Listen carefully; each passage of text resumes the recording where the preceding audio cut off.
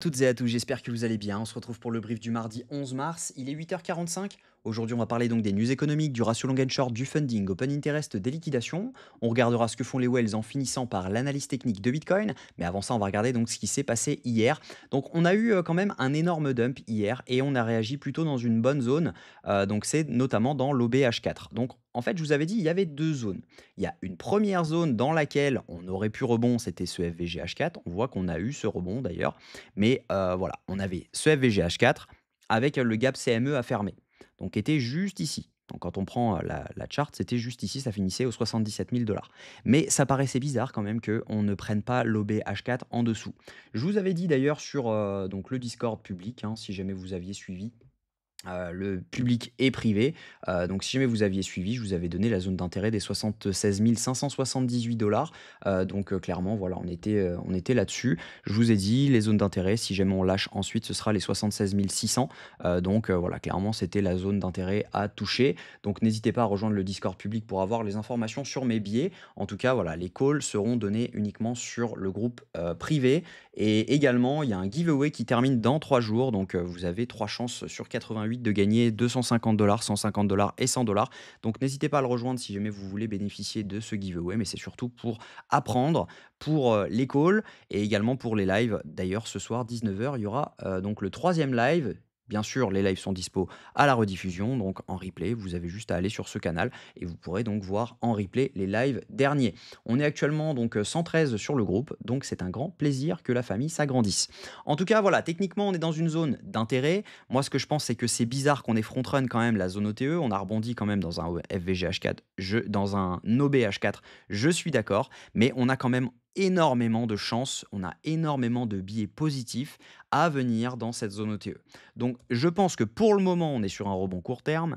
Donc, oui, on peut revenir chercher les 86 000 dollars, 87 000, voire 88 000.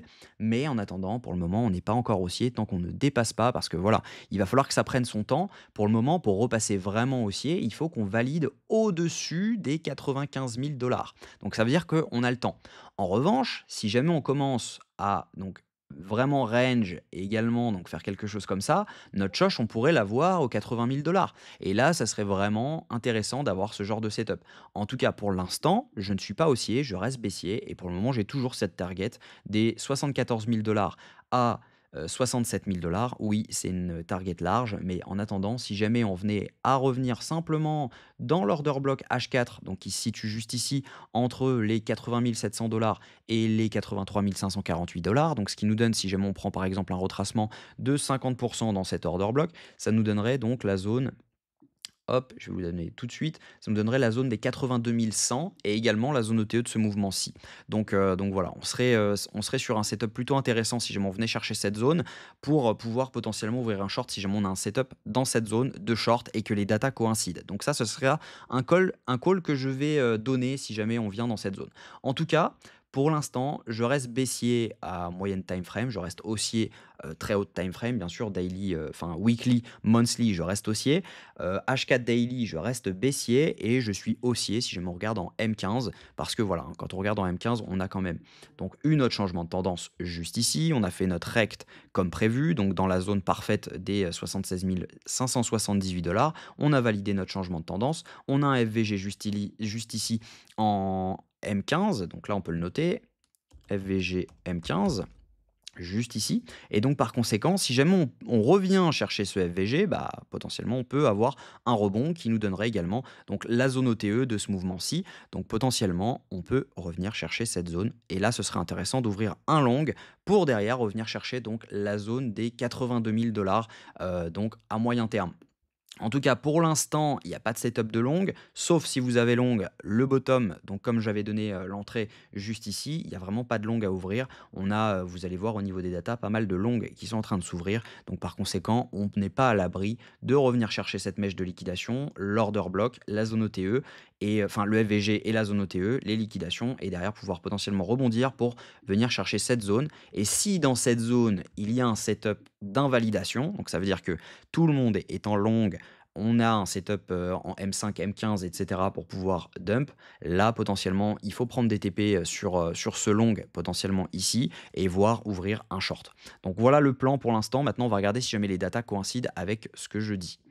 Au niveau news économique, aujourd'hui donc on a, pas grand chose il me semble. Je pense que c'est demain si je dis pas de bêtises. Voilà, on a juste le rapport Yolts sur les nouvelles offres d'emploi. Par contre demain, on aura l'inflation américaine à 13h30, donc attendez-vous à avoir du mouvement. Peut-être que ce sera maintenant qu'on aura le rect ou, le bottom sur cette news, sachant qu'on a des avis plutôt positifs, hein. On s'attend à 2,9, mais si on regarde, sur, Trueflation, on a quand même des biais positifs sur cette news. Au niveau, des funding open interest, ce qu'on voit, c'est qu'on a eu donc une belle chute de l'open interest avec une belle chute, des funding. Ce qui veut dire que ici, potentiellement, ce sont plutôt, des longues qui se sont fermées. Ensuite, ce qu'on voit ici, c'est qu'on a une grosse hausse de l'open interest avec plutôt une hausse, des funding sur cette zone-ci, hein. Quand on regarde, on voit plutôt que c'est une hausse, donc ce qui veut dire que c'est plutôt, du long qui s'est ouvert dans cette zone, donc entre ici et ici, c'est plutôt du long et il y en a pas mal quand même qui se sont ouverts. Donc dans cette zone-ci, on a du long et actuellement, ils sont en positif. Si on regarde ensuite à court terme, donc ce qui s'est passé ce matin, on voit une hausse de l'open interest avec une baisse donc des funding juste ici. On revoit une hausse de l'open interest juste ici avec une réhausse des funding juste ici. Donc ce qui veut dire que ici, on a des longs qui sont en train de rentrer et ici, on a du short qui est rentré. Donc on n'est pas à l'abri de refaire une dernière mèche de liquidation juste au-dessus avant de pouvoir potentiellement recte tout le monde et derrière pouvoir repartir à la hausse. Donc, si on regarde au niveau liquidation, on a liquidé pour près d'1 milliard sur les dernières 24 heures. Mais si on regarde sur les liquidations, bah, on n'a pas grand-chose quand même dans ce FVG à venir chercher. On a vraiment à l'entrée du FVG quelques millions à venir prendre sur les 48 dernières heures. Donc, c'est pas non plus flagrant de revenir très bas sur cette mèche parce qu'on n'a pas grand-chose. Donc, l'idée, ça serait de rentrer dans l'entrée de ce FVG autour des 78 500 à 78 244 dollars. Parce qu'on a quand même un petit intérêt à le prendre, mais voilà, l'intérêt, le vrai intérêt se trouve autour des 85, 86, voire 87 000 dollars. On voit qu'on a vraiment beaucoup de liquidation. Si on regarde au niveau liquidité Hitmap, bah, clairement, on n'a vraiment aucun intérêt à vouloir faire dump le prix, puisque actuellement, bah, on voit que c'est protégé. C'est vraiment une zone protégée. On a énormément d'ordres d'achat juste en dessous de cette zone. Donc, en théorie, on devrait protéger ce lot. Donc, si jamais on vient à dump, bah, potentiellement, notre stop loss ici, il est en sécurité parce que on a énormément d'ordres. Donc, les whales n'ont pas vraiment envie d'aller se battre contre des ordres comme ça, hein, qui sont déjà posés. On voit que c'est quand même des ordres assez conséquents. En revanche, on voit que juste ici, on a donc 419 bitcoins à 80 960 et 558 bitcoins à la vente à 81 000 dollars, ce qui peut coïncider avec la mèche dont je vous parlais pour venir prendre donc les liquidités qu'on a donc juste ici pour derrière pouvoir ensuite repartir pour liquider les derniers shorts qui viennent de rentrer. Donc ensuite, si on regarde ce que font les whales, bon, j'ai pas chargé la chart et je crois qu'on a encore un bug dessus, donc on va la passer. Donc techniquement, ce que je pense, c'est qu'il est probable que nous fassions donc une mèche de ce style-là, où on revient prendre le FVG juste ici. Donc on a un FVG ici, et derrière, donc on redump, on vient prendre les liquidités donc, dont nous parlions. Donc potentiellement, voilà, ce qu'on peut s'attendre, c'est quelque chose comme ça serait parfait. Donc de faire quelque chose, hop, et tac. Et en gros, ce serait donc un rect et derrière on revient comme ça. Donc voilà, voilà le plan de la journée. Je pense qu'on peut potentiellement avoir donc une prise de liquidité des 81 000 dollars et ensuite pouvoir rejoindre les 77 800 dollars. Potentiellement, voilà, revenir chercher donc les 78 100 à 77 879 dollars. Mais attention, possible front run dans cette zone parce que pour rappel, hein, on a quand même beaucoup de liquidations qui sont présentes juste à l'entrée de ce FVG autour des 78 500 dollars si je dis pas de bêtises. On va les reprendre. 78 000, tac. Voilà, autour des 78 333 dollars. Donc ça nous donnerait vraiment l'entrée de ce FVG. Donc en gros, cette zone-ci. Entre les... Voilà, en gros cette zone-ci.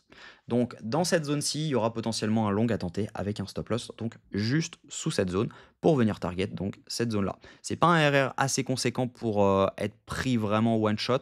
Donc il faudra vraiment, à mon avis, rentrer sur un setup low time frame, on est sur un RR de 2. Si ça va, c'est assez conséquent.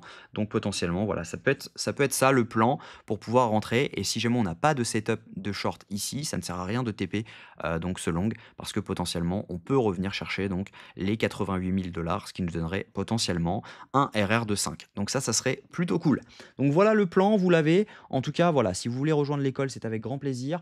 L'école, donc le giveaway se termine dans 3 jours, donc on aura le résultat des gagnants dans 3 jours. Mais en tout cas, voilà, n'hésitez pas à la rejoindre, ce sera un grand plaisir de répondre à toutes vos questions en live ce soir. Et puis en tout cas, sinon, je vous souhaite une très bonne journée. On se retrouve demain à la même heure. Prenez soin de vous.